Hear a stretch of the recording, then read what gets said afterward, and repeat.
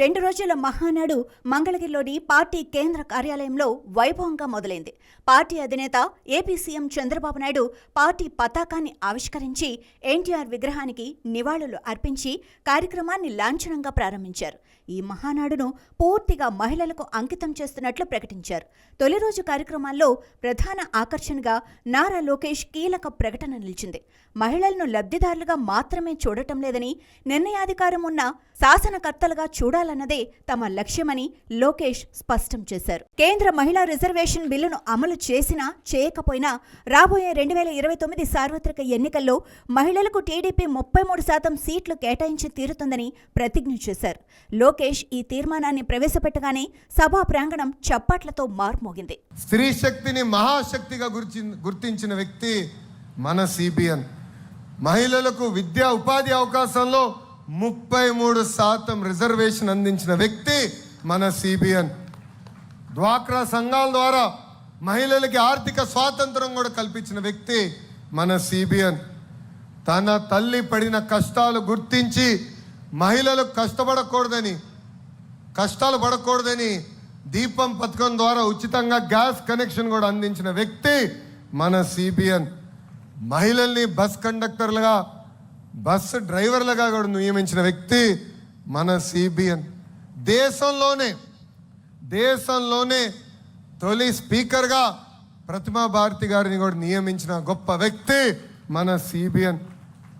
ఎవడైనా మహిళల జోలికి వస్తే తోలు తీస్తానని చెప్పిన వ్యక్తి కూడా మన సిబిఎన్.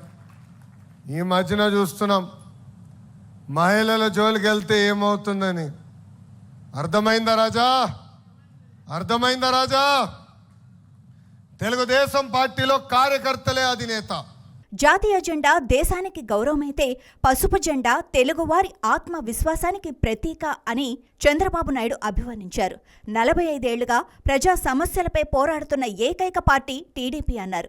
కూటమి ప్రభుత్వం రాష్ట్ర పునర్నిర్మాణమే లక్ష్యంగా పనిచేస్తోందని తెలిపారు. మహిళల కోసం ఇప్పటికే ఆర్టీసీ బస్సుల్లో ఉచిత ప్రయాణం, ఏడాదికి 3 గ్యాస్ సిలిండర్లు వంటి హామీలను ఆర్థిక ఇబ్బందులున్నా కూడా అమలు చేస్తున్నామని గుర్తు చేశారు. ఆడబిడ్డల జోలికొస్తే కఠిన చర్యలు తప్పవని, గంజాయి, డ్రగ్స్పై ఉక్కుపాదం మోపుతామని హెచ్చరించారు. రాష్ట్ర భవిష్యత్తుపై తన విజన్ను ఆవిష్కరిస్తూ స్పీడ్ ఆఫ్ డూయింగ్ బిజినెస్ విధానంతో పరిశ్రమలకు వేగంగా అనుమతులిస్తున్నామని చెప్పారు. ఏఐ, క్వాంటమ్ టెక్నాలజీ వంటి ఆధునిక రంగాల్లో పెట్టుబడులను ఆకర్షిస్తున్నామని చెప్పారు.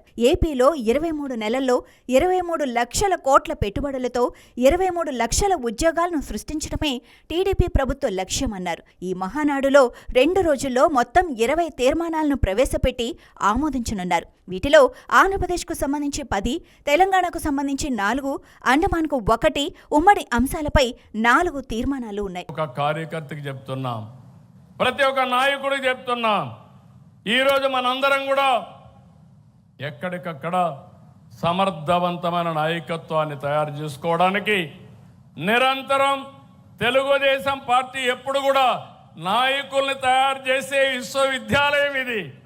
ఈ విశ్వవిద్యాలయంలో చదివిన వాళ్ళే వేరే ప్రాంతాల్లో, వేరే పార్టీలో రాణిస్తారు తప్ప వేరేది కాదని మరొక్కసారి విజ్ఞప్తి చేస్తున్నా.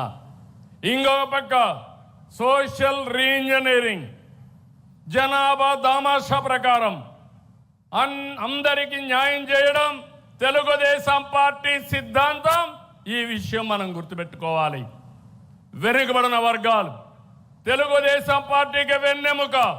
అలాంటి వెనుకబడిన వర్గాలకి మనం రుణపడి ఉన్నాం.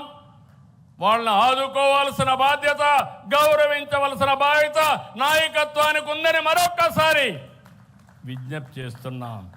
ఈ మహానాడులో మంగళగిరిలోని ప్రధాన వేదిక నుంచి రాష్ట్ర వ్యాప్తంగా 1875 క్లస్టర్లతో లక్షలాది కార్యకర్తలు ఈ వేడుకలో వర్చువల్గా పాల్గొన్నారు. తొలి రోజు మహిళా సాధికారత, యువతకు ఉపాధి, రాష్ట్రానికి పెట్టుబడులే ప్రధాన ఎజెండాగా సాగింది. లోకేష్ చేసిన 33% రిజర్వేషన్ ప్రకటన పార్టీని భవిష్యత్తులో నడిపించబోయే యువ నాయకత్వపు ఆలోచనలకు అద్దం పడుతోంది. చంద్రబాబు ప్రసంగం సంక్షేమాన్ని కొనసాగిస్తూనే అభివృద్ధి పదంలో రాష్ట్రాన్ని పరుగులు పెట్టించాలన్న ప్రభుత్వ సంకల్పాన్ని స్పష్టం చేసింది. ఇక 2వ రోజు ఆమోదించబోయే రాజకీయ తీర్మానంపై సర్వత్రా ఆసక్తి నెలకొంది.